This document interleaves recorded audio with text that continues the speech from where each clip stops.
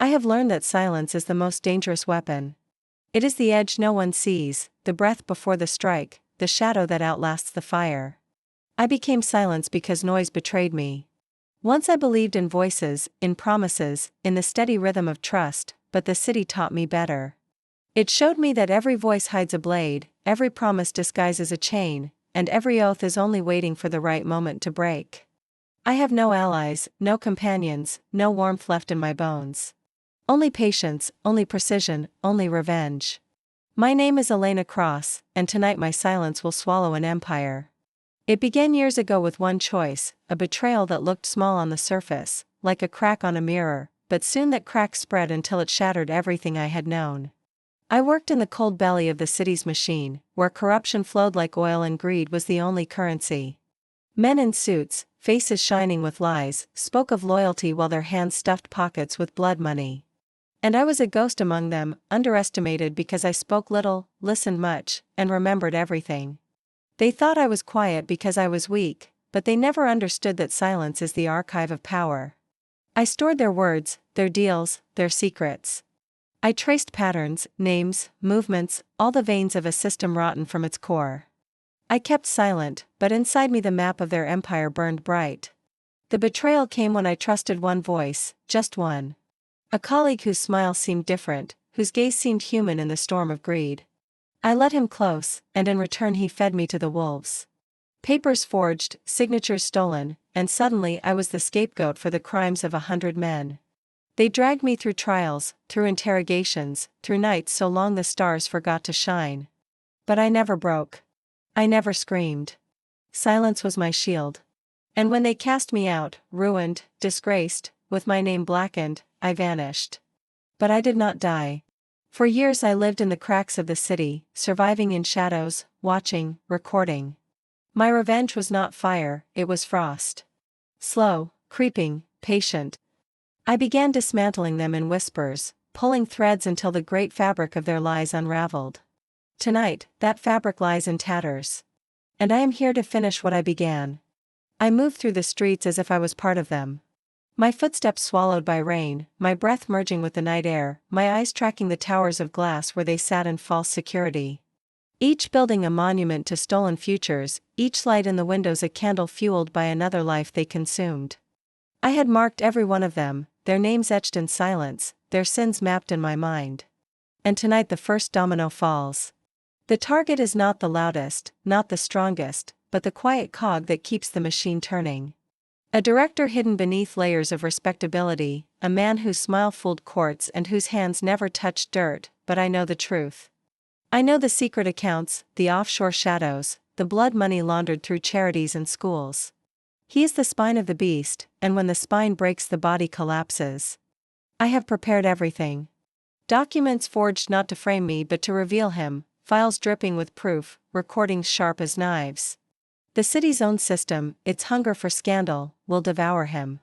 But tonight is not only about exposure, it is about fear. Silence that hunts. So I move into his house, a cathedral of glass and steel, guarded by men who think power comes from weapons and numbers. They do not understand that patience slips through cracks where bullets cannot. I wait, watching their routines, noting the moment their eyes grow heavy, their hands relax on cold metal. I slip past them like a shadow born from rain. Inside, the walls glow with wealth, art stolen from forgotten countries, relics hanging as trophies. Every step I take is a message, though he will not read it until it is too late. I reach his room. He sleeps with the arrogance of those who think the world bends to their will. I do not wake him with words. I leave an envelope on his nightstand, filled with his life's secrets, every crime, every lie, every betrayal. Beside it, a single black feather, a symbol I have used only in whispers, a calling card that has begun to haunt the underworld. Those who see it know the storm has found them. He will wake and his world will collapse not with fire but with silence. And when the news erupts, his allies will scatter, their trust dissolving, their empire cracking.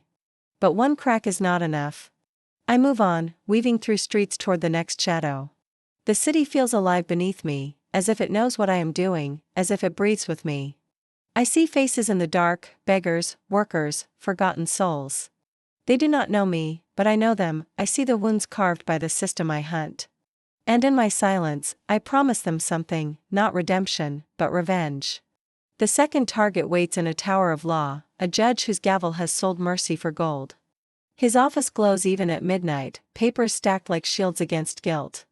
I have already corrupted his files, embedded truths among lies, and when the sun rises the law will expose him. But exposure is not enough, so I wait in his office, unseen, unheard, until he arrives.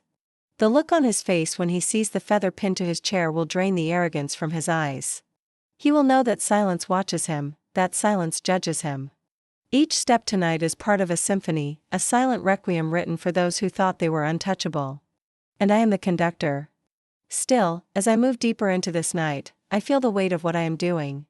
Revenge is not pure, it is poison. I taste it in every breath, feel it in every heartbeat. But poison can also cleanse if aimed true. I walk between vengeance and justice, never knowing if I am savior or monster. Perhaps both. Perhaps neither. But I no longer care. Silence does not seek forgiveness, it seeks balance. Hours pass like moments, and one by one the cracks spread. Files released, accounts frozen, whispers turning into screams. I remain in the shadows, never claiming credit, never revealing my hand.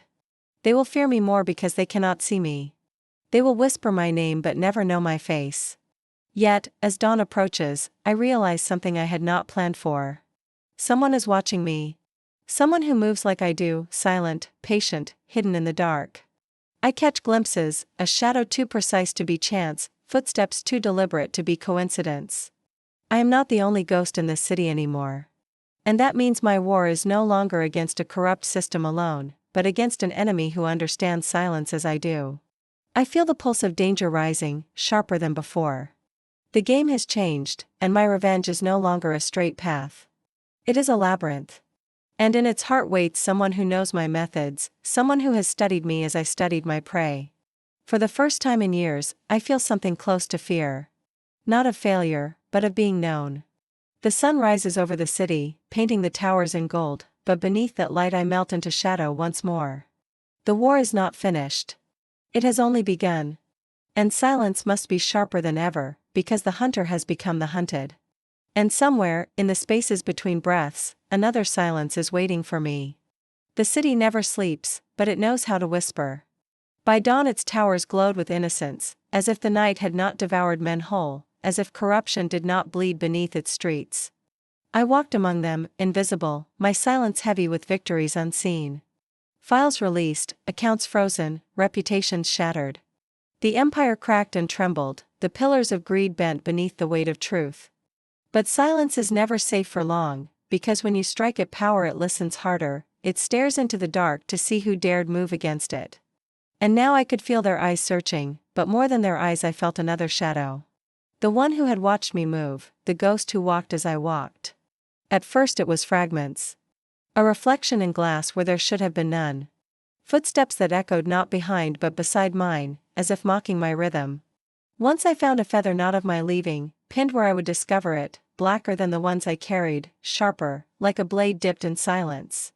I understood then that this was not a mistake, not paranoia, but presence. Someone else was playing my game, or perhaps had been playing it long before me. The thought unsettled me because silence had always been mine alone, my refuge and my weapon. If another had mastered it, then every move I made was already anticipated, every strike mirrored. I was no longer unseen, I was observed. So I sharpened my patience, slowed my steps, tested the night like one tests poisoned air. The empire, meanwhile, collapsed faster than I expected. The director who had slept arrogantly in his glass cathedral woke to a dawn where his name bled across screens, his charities exposed as shells, his allies fleeing like rats from burning decks. The judge's office swarmed with reporters, his face pale as his own rulings turned to chains around him. Others I had not yet touched began to devour one another, suspicion replacing loyalty, silence spreading like plague. I had lit the fire and the machine now consumed itself. But still the ghost followed. I searched for patterns. Who gained from my work, who knew my methods? The feather was a message, not just a symbol, and I read it carefully. Its texture was not natural, it was synthetic, manufactured, a signature crafted not found. This ghost wanted me to see them, wanted me to know they existed. Why reveal themselves unless they sought something from me? One night as rain tore through the alleys, I found a message carved into the wall of an abandoned station. 3 words etched deep into rust and stone: silence, no silence.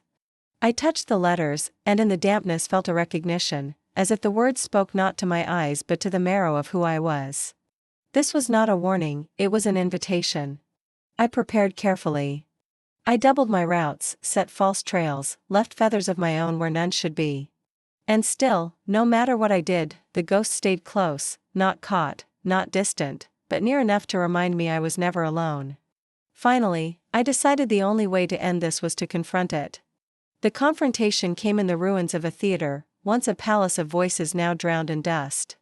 Its seats torn, its stage broken, curtains rotting like old wounds. I chose it because it was hollow, because silence would carry there, every step echoing into eternity. And I waited. Hours passed, the air thick with dust and the memories of forgotten applause. Then, from the shadows, they came. At first only a figure, cloaked in black, movements deliberate, not rushed. They stopped where the stage met the darkness and spoke not with words but with silence. The same silence I carried, heavy, deliberate, alive. Then, at last, a voice, low, measured, neither male nor female, almost both. Elena Cross. My name fell from their lips like it had always belonged there. I did not answer, because silence is my truest reply. They stepped closer, removing the hood, and I saw a face I knew but could not place. Familiar, like a memory stolen from my past, sharp eyes that read me as I read them. You thought you were alone in the dark. But silence is not yours alone. I have been here long before you. I studied them, every movement, every word. If you know me, then you know what I want, I finally said. A thin smile crossed their lips. Revenge. Balance. But yours is incomplete. You tear down their empires, but you leave the roots alive. I do not. And then it struck me. The whispers I had heard for years of disappearances no one solved, of criminals who did not fall in court but vanished entirely, of deaths that ended not in prison but in graves. This was the ghost. Not silence that exposes, but silence that erases. You kill them, I said. I free the world of them, they corrected. For the first time I felt the weight of my path bend. I had always believed my silence was justice, that revealing truth was enough. But here stood someone who showed me another version, sharper, final. They drew a feather from their cloak, darker than mine, edges dipped in crimson. They placed it on the broken stage between us. Join me, they said. Together, silence will not just haunt them. It will erase them. The theater walls seemed to close around us, every shadow pressing in, waiting for my answer. But before I could speak, a sudden sound shattered the moment. Footsteps, not ours, heavy, armed. The Empire had tracked us, not through me but through them, the ghost who had been less careful or perhaps had lured them here deliberately. Armed men stormed the aisles, guns flashing, voices barking orders. In that instant, the ghost moved like water, faster than thought, blades flashing, silence turning to blood. I moved with them, 2 shadows tearing through soldiers who thought numbers meant victory. But we were not 2, we were silence multiplied. Bodies fell, screams choked into nothing, until only silence remained again. Breathless, I looked at them, this other me, and for a moment I saw not an enemy, not even an ally, but a mirror. You see now, they whispered. Truth is a blade, not a shield. What you began was only the surface. With me, it becomes endless. And then they were gone, melting into shadows before I could answer, leaving only the crimson-edged feather behind. The city awoke the next day to chaos greater than before. Leaders vanished, some exposed, some dead. Rumors spread of 2 shadows, 2 silences, one that revealed, one that destroyed. No one knew which to fear more. And as I walked through the rain-soaked streets, I realized the game had changed forever. Because I was no longer the only silence. And soon the city would have to choose which silence it obeyed. Mine. Or theirs.